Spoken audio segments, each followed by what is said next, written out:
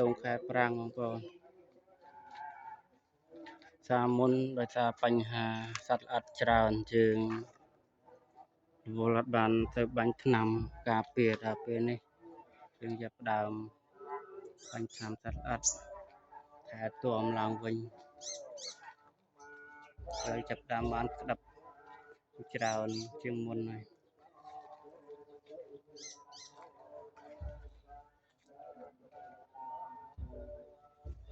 បានច្រើនជាងមុន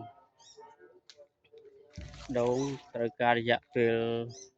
កែរាប់ខែបងប្អូនមិនបានស្អាត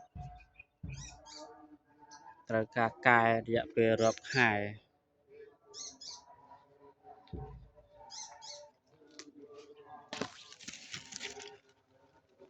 ចង់បានផ្លែផ្កាចង់បាន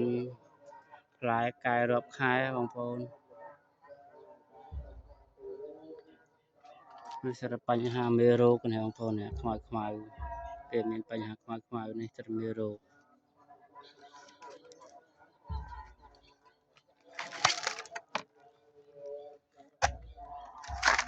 កាប់បានច្រើន